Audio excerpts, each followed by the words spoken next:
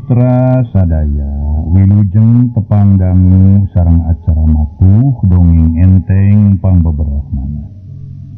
Mangjaya sapara kanca bade ngraskeun hanca dongeng nu katunda carios nyambung judulna nyaeta Padepokan Sebaraga. Ieu dongeng para mitra karangan Rai Salira. Harita teh mun tilepat para wargi atuh Ki Jabud Tarung sareng Pramuda. Mangga urang aya nu diwangsulan deui ku Mang Jaya supados cariosna raos ka Bandunganana. Mangga urang tas. Ki Jabud nangkarak bengkang bari gegerungan. Paledug tina sakujur awak Ki Jabud ngelun, haseup bodas meh bareng jeung kitu katempo para mitra sadaya. Awak Ki Jabud harita teh robah jadi koneng. Hal eta ditempokeun ku Pramuda bari colohok bengong. Colohok mata simeuteun lantaran dirina ge kakarek nyaho yen ajian tatar simpai bakal kitu kajadianana. Beukilila awak Ki Jabud beuki koneng bari jeung Ki Jabud taya eureuna gegerungan. Pramuda ukur ngajengjen colohok bengong. Dina kayan kitu kolebat katempo aya sinar bodas ngolebat bareng jeung kitu les awak Ki Jabud teh ngiles. Puguh we Pramuda ngerasa kaget lantaran awak Ki Jabud bet ngiles teu puguh. Hai kamana Ki Jabud teh nya? Aya nu nyalametkeun kitu atawa kumaha? Lantaran tadi sakolebatan ku aing katempo kawas aya jalma nu murukan awak Ki Jabud. Nya kitu Ki Jabud teh anu nyalametkeun. Garantos hate Pramuda bari luak lieu ka sisi ka gigi. Tapi teu jadi pikiran teu jadi pikir panjang. Teu dipikiran ieu ku Pramuda. Pramuda gancang ninggalkeun eta patempatan. Nu dimaksud rek maluruh Imas prihatin nu tadi diudag-udag ku Ki Jabud. Dirina ngarasa hariwang lain dikieuna. Leungitna Imas prihatin teh dirina ngarasa boga tanggung jawab nu kacida gedena ka diri Imas prihatin. Mesa kuliah eta leuweung ku Pramuda disungsi pikeun manggihan Imas prihatin, tapi Imas prihatin teu kapanggih. Weleh teu kapanggih para mitra. Jeung deui da apanan moal kapanggih. Najan ceuk paribasana ku Pramuda diider sababaraha bulan oge. Lantaran apan puguh yen dirina Imas prihatin teh ngaragrageun maneh kana jungkrang nu sakitu jerona waktu dirina rek dipaksa kahormatanana ku Ki Jabud. Anu para mitra sadaya memang Imas prihatin teh moal bisa salama. Tina eta jungkrang da puguh apan? Eta jungkrang teh jero tur tak loba satogara. Barang bubrag oge awak Imas prihatin geus tangtu disampakeun ku sato-sato nu galak panggeusi eta jungkrang turta pada ngarejet pada ngarecah kalawan dipake caduk eusi beuteungna eta sato. Meh aya kana samingguna Pramuda neneangan Imas prihatin tapi weleh teu kapanggih tulang-tulangna acan. Pramuda ngarasa sedih jeung bingung kudu bisa manggihan deui Imas prihatin. Pramuda lempang bari ngalenghoy lantaran dirina sedih jeung bingung katambah harita teh beuteungna karasa lapar. Jog Pramuda anjog ka hiji pilemburan atawa wates pilemburan. Dek Pramuda diuk dina batu sisi jalan kituna meuni kacidanah nainaker. Renghap Pramuda rumenghap. Geus aya kana samingguna aing neneangan Imas prihatin. Tapi weleh teu kapanggih laratan-laratanana acan. Nah ka mana atuh anjeun teh Imas? Nah anjeun teh di mana ayeuna teh? Nah salamet atawa kumaha anjeun teh? Nah atuh nasib aing kudu pisah jeung Imas prihatin. Karunya teuing Imas boa-boa anjeun teh. Nyaan bener-bener dimangsa ku manusia-manusia anu kaancikan ku setan ida jilatna tulok. Pramuda harita humandear lantaran teu bisa manggihan dirina Imas prihatin boh salamet boh dina kaayaan cilaka. Urang tunda para mitra sadaya caritana Pramuda. Tan tunda atuh para wargi carita-carita sejena. Naha masih keneh hirup Imas prihatin. Tangtos cenah para wargi hiji waktos baris kagambarkeun. Urang teuneun dihaneuleum sieum, urang tunda dihanjuang siang. Paragi nyokot ningalkeun mangsa datang urang samper deui. Kumaha rasanana jujutan ieu carita? Tunda lampahna Pramuda nu keur bingung lantaran leungiteun Imas prihatin. Ayeuna urang caturkeun heula lalakon sejen. Nyatana ngeunaan Ki Jabud. Si horeng si mana horeng sinar bodas nu nyamer awak Ki Jabud teh saurang jalma. Harita bangun hampangeunaker. Awak Ki Jabud dipangku kalawan dibawa lumpat cepetnaker. Cepetna nanding kilat. Nanakeun eta jalma ngabogaan kasakten nu lain lumayan. Nanakeun eta jalma lain jalma jore-jore. Nanakeun eta jalma luhur ilmu jembar ku pangabisa. Atuh kasipuh ku pangaweruh ceuk paribasana cenah para mitra kapatri ku pangarti. Pangartina cenah para wargi geus kumdu. Teu sabaralila eta jalma anjog nu mamanggul awak Ki Jabud teh anjog ka hiji patempatan.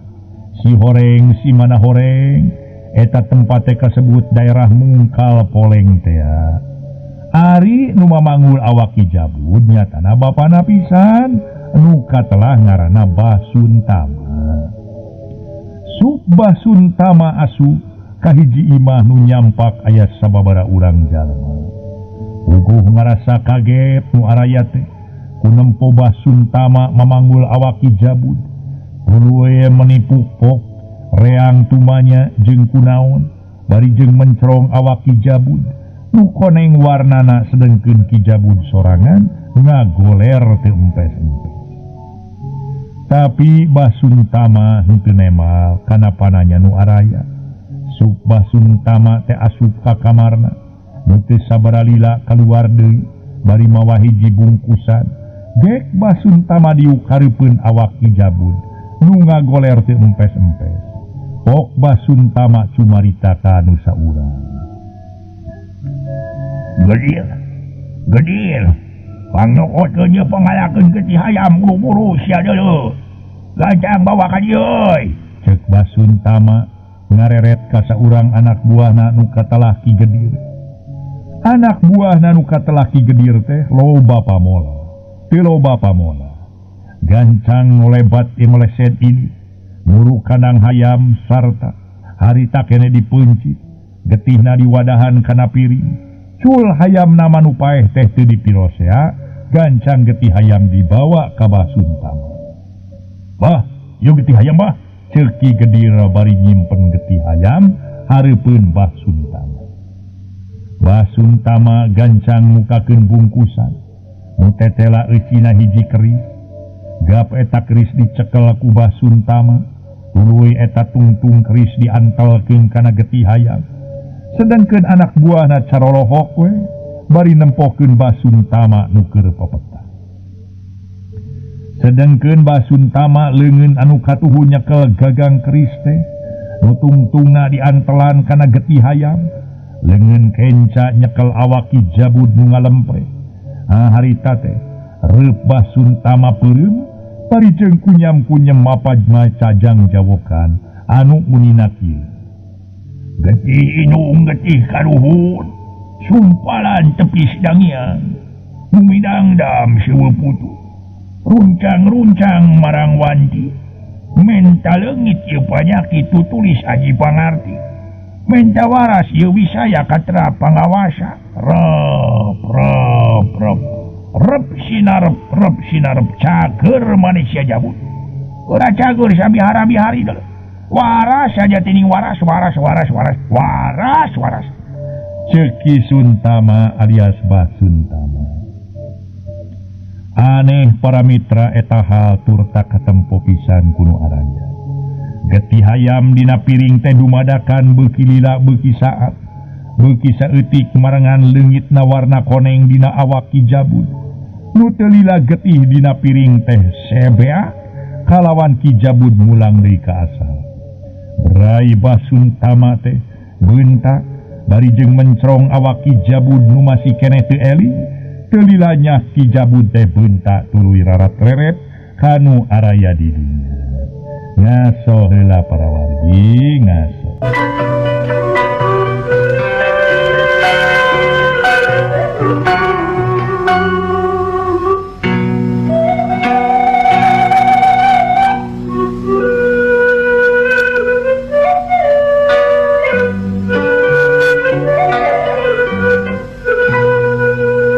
Para mitra pamirsa, harita Basuntama tuluy nyarita. Geus eling manye teh sia Jabud, cek Basuntama mencrong ka Ki Jabud. Ret Ki Jabud teh kanu nanya mana horeng Basuntama bapana. Jung Ki Jabud cengkat lalaunan, gek diuk bari jeung teu sakara-kara. Aya nu karasa deui dina awakna. Ras inget yen tadi dirina keur tarung jeung saurang jajaka. Ngan dirina teu kuat waktu bantrokan adu tanaga simpenan. Jeung eta si jajaka nu ngaran Pramuda. Kuring-kuring aya di dieu bah, ceuk Ki Jabud mencrong ka bapana. Ulah kaget sia. Jantaran mane disalametkeun ku ama dulu. Untung ama kaburu datang sia. Lawan langsung bawa maneh ka dieu. Mun teu kitu tan wane maneh ukur tinggal ngaran deui sia Jabud. Ceuk Basuntama. Ya ama, kuring teh kadese ieu. Ku teh jajaka ama. Masalah, kaditi pangarti eleh jajaten. Lantaran jajaka teh sakti ama. Ceuk Ki Jabud tetep kasar nyaritana. Teu bisa lemes kawas nama para mitra bubuhan. Warahanana kitu atuh. Diwarahna kasarnya kasar budak nu para mitra sadaya. Tadi dieu dan para wargi sadaya kumaha nu ngawarahna aduh. Jadi tina urusan silih asa, silih asi, silih asuna lepat aduh. Ya kitu para mitra. Jadi begitu silih asana, silih asi, silih asuna lepat. Jadi begitu kejadianana. Salajengna para mitra sadaya, harita teh tuluy Basuntama nyarita deui. Kekelanan sia Jabud. Ama teh ngarasa heran euy. Naon sababna pangna maneh patelak jeung eta jajaka? Jeung saha ngaranna eta jajaka teh?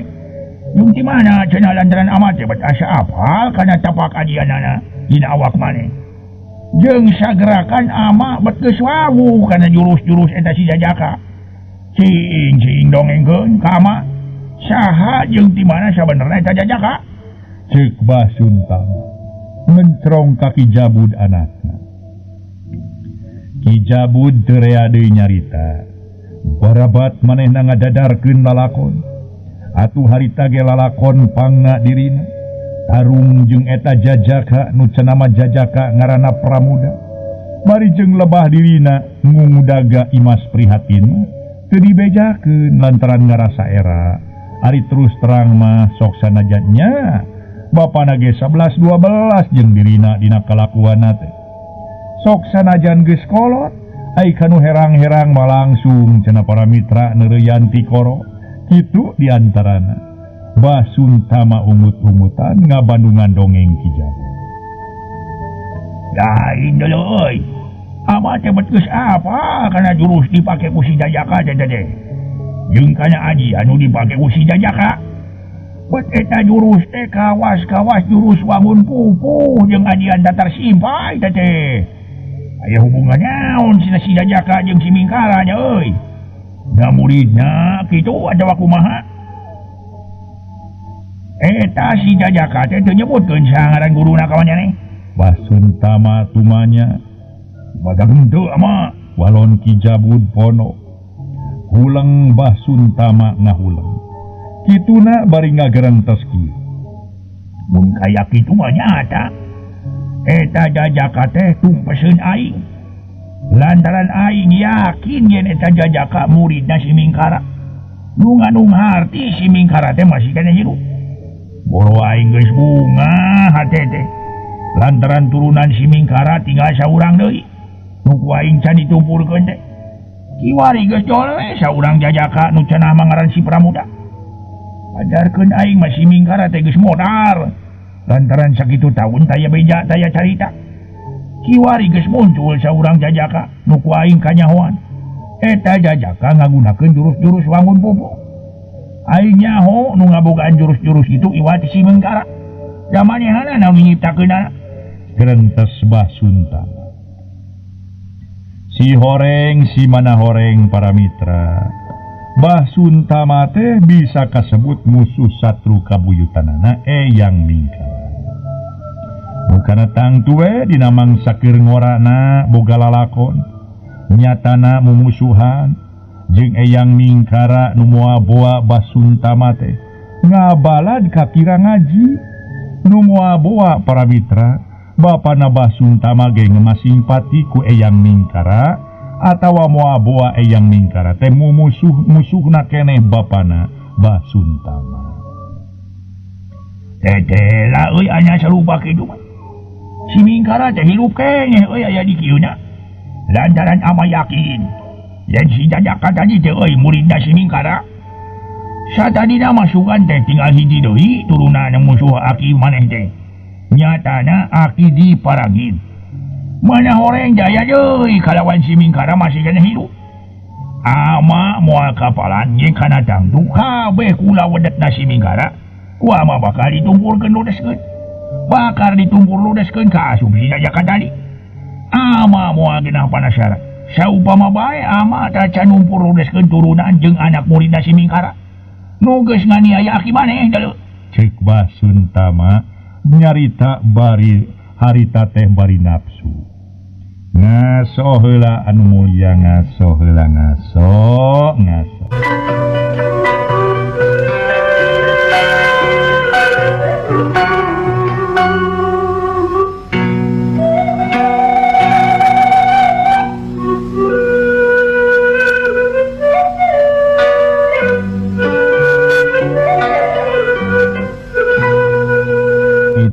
Pamirsa, Basuntama dina ngoning cumarita teh nafsu kabina-bina. Teu kitu kumaha atuh para mitra sadaya, kulantaran Basuntama nafsuna teh ngarasa nafsuna keur ka Eyang Mingkara kalawan turunanana, oge Eyang Mingkara sakula wedetna jeung Eyang Mingkara katut anak muridna. Ai nu jadi alasan mah eueuh deui iwati bapana Basuntama teh kantos perlaya ku Eyang Mingkara. Harita Ki Jabud nyarita, "Tangtu ama, lantaran ieu geus jadi kewajiban urang pikeun numpur ludeskeun turunan si Mingkara tu ama. Eta we tujuan urang mah ulah nepi ka robah ama lah. Urang teh pokona mah ulah nepi ka robah. Pokona mah kudu eta we, tegas urang teh dina soal imam mah." Kitu para wargi sadaya ceka Ki Jabud. Atuh satuluina Basuntama atuh nyarita deui sabada ngadenge omongan Ki Jabud anu pinuh sumang. Bener pisan euy. Lantaran urang teu bisa cicing kitu bae di mana nyempot turunan jeung anak murid si Mingkara. Wajib ku urang ditumpur ludeskeun. Wajib ku urang diancurkeun. Wajib kurang dibabad jatuh dicacar bolang. Cek Basuntama. Tetela para mitra anu mulia ana sarupa kitu mah. Nya anak nya bapa papada sarua tukang ngagugulukeun kajahatan. Turta tukang mateni deungeun anu henteu bina jeung ngakira ngaji saparakancana. Papada tukang ngalajur nafsu ngumbar amarah. Urutan urut kana pangajakna setan ida jilatna tulo nu teu weleh neangan balad saloba-lobana pikeun batur manehna di neraka. Da puguh geus jadi sumpah pikeun setan mah waktu baheula manehna dititah sujud ka Adam anu ngabangkang lantaran cenah manehna leuwih unggul lantaran dirina mah dijieun tina seuneu sedengkeun Adam mah dijieunna tina tanu nu cenah mah ceuk setan unsur seuneu leuwih alus tibatan unsur tanu. Kuayana kitu setan sumpah di hareupeun Allah. Dia eta nyata secenah mah rek ngaganggu ka Adam, katut satung turunanana. Umaranehanana bakal diajak pikeun mempar tina aturan-aturan nu geus digariskeun ku Allah. Nyatana nyasarkeun manusia-manusia pikeun dijadikeun batur engke di neraka lantaran maranehna yakin bakal jadi pangeusi neraka.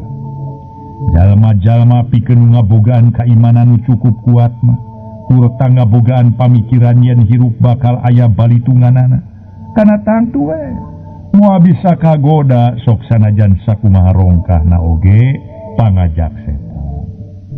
Tapi sabalikna para mitra, pikeun jalma-jalma nu teu ngabogaan kaimanan, jauhna teu boga dadasar agama, kana tangtu bakal jadi atuh cenah para mitra sadaya, bakal jadi hal anu empuk, bakal jadi tujuan anu memang nyugemakeun pikeun setan mah lantaran babari pikeun nyasarkeun saperti kira ngaji, bandara, basuntama jeung kijabud nu aya dina ieu carita. Apa nyata atuh cenah jalma-jalma nu kasebut ieu teh KBG tukang ngagugulukeun kajahatan turta atuh cenah nebarkeun mamala ka masyarakat rea nu tangtu jadi musuh satru masyarakat. Para wargi anu mulya nu sami-sami ngadangukeun ieu dongeng tuna catur basuntama nyaeta pikeun ngarundayan atanapi pikeun ngarundaikeun ieu carita sangkan ieu carita rempeng cenah eusina urang ngulang deui kana carita ngeunaan pramuda nu keur ngadon diuk di sisi jalan wates pilemburan. Di kajauhan katempo rentang-rentang dua jelema lalempang muru ka manehanana. Pramuda mencrong kadua jalma bari ngagerentes. Tuh, kabeneran aya jalma nu ngaliwat. Ku aing rek ditanyakeun we, na kampung naon cenah ieu teh ngaranna. Jeung aing waleh we rek milu ngarerem. Milu ka eta jalma lantaran aing kacida laparna. Jeung era-era teuing barina oge. Cek pramuda bari mencrong kanu duaan. Delila nu duaan teh tepi ka hareupeun atuh jung pramuda teh nangtung bari mencrong kadua jelema pok tumanya. Punten mamang, sim abdi ngiring tumaros, cek si pramuda meuni sopan. Sedengkeun dua jelema anggur silih rere tuluy pating arunggut. Ret nu saurang ka pramuda tuluy cumarita. Bari matak nyentuh kana hate pramuda. Jajaka, saha anjeun teh? Jeung naon sababna anjeun aya di lemur? Pokna jawab jajaka. Pokna meuni teu reugeus. Atuh puguh pramuda pohara ngajenghokna ku ngadenge kekecapan eta jalma nu kasar. Tapi tacan ge limpas ka kagetna, pok saurang deui cumarita leuwih kasar rembatantang. Silaing tangtu balad rampok nu minang ngaruksak banda masyarakat urang dieu nya. Geura ka tukang geun taleungeun lantaran andika kukuring bakal dicangkalak kalawan distorkeun ke mama kubu deuleu. Ceuk nu saurang mun cereng ka pramuda. Ngaso heula para wargi, ngaso heula ngaso.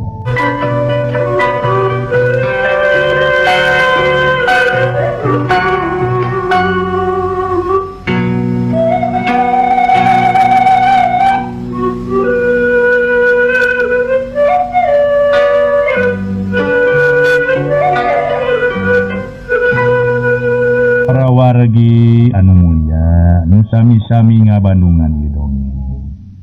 Atuh puguh we para wargi pikeun pramuda mah pohara ngajenghokna ku ngadenge kekecapan eta jalma nu kasar gariha. Tapi tacan oge para mitra atuh leungit ka kaget geus pok nu saurang deui cumarita leuwih kasar. Ya, si laing tangtu balad rampok sia sok minang ngaruksak banda masyarakat urang dieu deuleu. Hei, sok atukangeun sia leungeunna, kalikung sia ku aing. Lantaran Asia rek dicangkalak, diatstorkeun ka mama kubu deuleu. Cek nu saurang mun cereng ka pramuda. Puguh pikeun pramuda ngerasa kaget ku ngadenge kekecapan eta dua jalma. Sokomo make jeung nyangka rampog sagala ka dirina. Keke mamang, keke sekedap. Naon margina mamang duaan yang kirampong ka abdi. nabi teh aya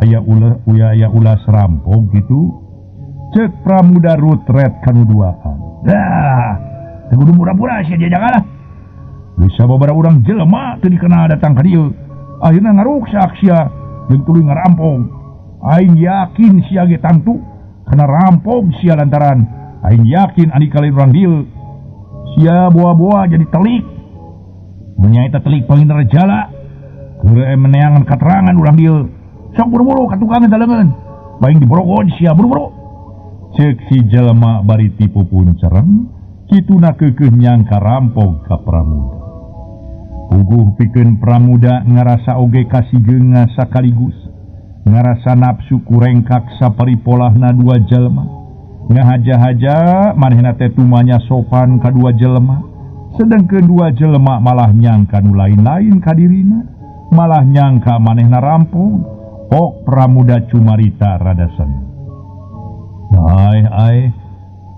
nah sanika teh kitu ngahaja-haja kuring tumanya sopan ka aranjeun duaan tapi sabalikna anjeun duaan nyangka nu lain-lain ka kuring malah kacida teuing baraya anjeun make nyangka rampong sagala ka kuring ceuk pramudanya